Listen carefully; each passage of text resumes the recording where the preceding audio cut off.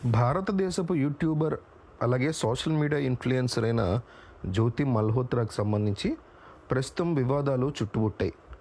ఆమె YouTube content మీద వార్తల్లో నిలవలేదు, కానీ ఆమె మీద తీవ్ర ఆరోపణలు వచ్చాయి. వీటిని నిజంగా ఎవరూ అంత ఈజీగా నమ్మలేరు కూడా. హర్యానాలోని హిసార్ నివాసి అయిన జ్యోతి మల్హోత్రా ఒక పాకిస్తానీ గూఢచారి, అంటే పాకిస్తాన్ ఐఎస్ఐ స్పై ఏజెంట్ అని తేలుతోంది.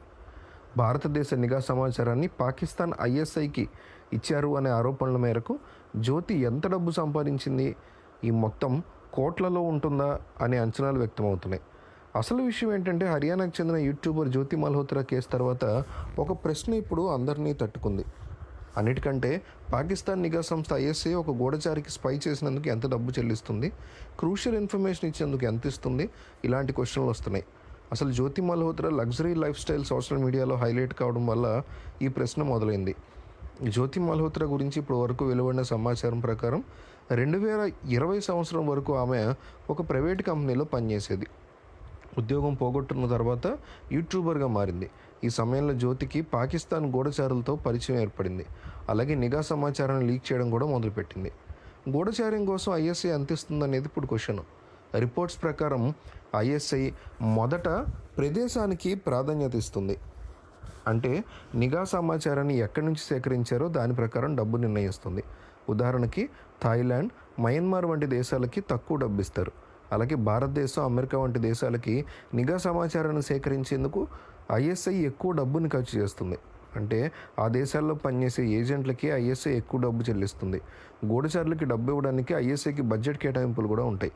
పాకిస్తాన్ ప్రభుత్వం ప్రతి సంవత్సరం ఇందుకు 5 బిలియన్లు కేటాయిస్తుంది. అంటే మన దేశ రూపాయల ప్రకారం 5 మిలియన్లు కేటాయిస్తుంది. అంటే మన లెక్కల ప్రకారం 50 లక్షలు.